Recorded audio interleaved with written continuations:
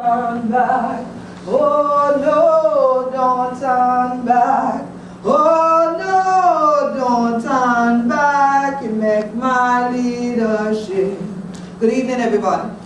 Good evening. How are the children do this evening? Great God, I even know what that is. They're kind of trifling just now. Let me try it again. How are they to do this evening? Okay, they ain't helping at all. Well, look at me. I'm glad to say, how the children what the end your most on what's the end of Gullah Geechee, because great God, if we have our autonomy with y'all energy, we ain't quite had that all. There's plenty of walk where on to talk about autonomy and things like that. So I'm glad for the in College of Charleston one more again. Glad for the invitation from Brother Torres, I like to call him, and things like that. I've been taught Charles had been short for Charleston. I didn't know that was really part of his name. And to Dr. Lewis and Mr. Bill, Brother Torres, it's wonderful to be here this evening. For all of you who don't know Gullah, I'll speak this way to help you make sure you're clear on what I'll say in my remaining minutes.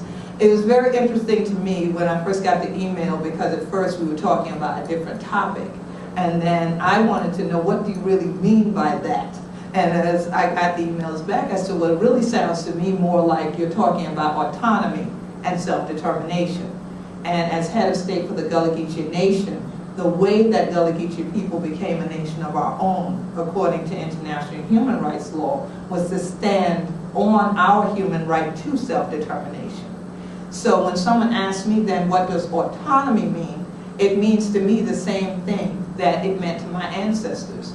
Even during chattel enslavement in this region, on what are called the Sea Islands that are part of the Gullah Geechee Nation, we were autonomous. I often, as a historian, hear myself repeating those words to people, because we were there by ourselves generally, and we then ran everything. So my people come from a legacy and history of self-governance. So it was interesting to me when someone asked me that, I'm saying, what do you mean? What does it mean? It means to be in charge of things yourself. That's how I see it. And so I decided to do what I generally do when I'm going into institutions of higher learning and the like, okay? I decided, I said, well, yes, they want me to define it, but let me see what other people call it. And I found it interesting when I looked myself up, I found that I'm in Wikipedia. I was like, oh, really? But then I said, well, let me look in Wikipedia about the word autonomy. And it said just that, self-governance, that it comes from a word meaning law. And so I said, well, then my people have always been on the right track, just as I always felt.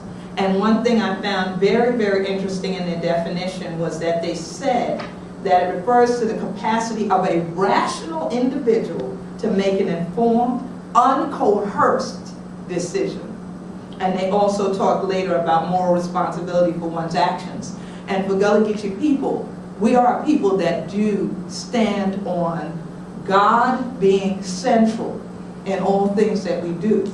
And so morality, one might say, is key in our living, because in our self-governance, we tend to look at it with the sake of saying, well, do you really think God is all right with what you're doing? And ultimately, when people throw God in the mix, that's what the Western world usually talks about, morals. You know, where are your morals? You know, what do you think would happen in the end with all of what you're doing right now? And so I said, well, again, we're perfectly lined up in this context in numerous ways of looking at autonomy and what I grew up knowing autonomy to be. And the thing for us today as a nation of people is the key part in this that says making an informed and uncoerced decision. Because too long, people of African descent in North America and other parts of the world, but in particular here, because of chattel enslavement, have made decisions about who they are or who they think is acceptable to the world by being coerced into doing that, where they feel as if they have to be who they are at home and behind closed doors, but then to the world they have to project and present something else. So for most of our story as Gullah Geechees, I don't want to never yet we to crack we teeth like this shit, ain't no place like this shit. If we be getting in the door, of course. They ain't been a tribal trade door open for we over here for this year building here. So for all those years, they never would have even let us into the College of Charleston, much less to be in a place like this, an institution like this, and then speaking our language. You would have never heard that. because we were coerced into believing it wasn't acceptable. But we stand today knowing that it is our right to do so, and that we can make informed decisions based on our own culture and say it's our human right to respect the human rights of others and to determine who we are. So that's what autonomy is to me, and I pray that it's the same to others. Thank you. Our 4 key L words: language, labor, law, and land. And our last speaker is going to be Bill Saunders.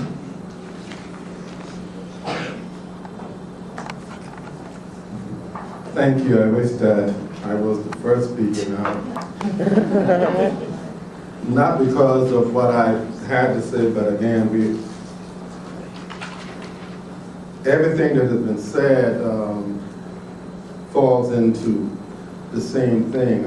Nobody that has spoken yet would want to mention racism. That plays the biggest role in all of the things that we're discussing here tonight.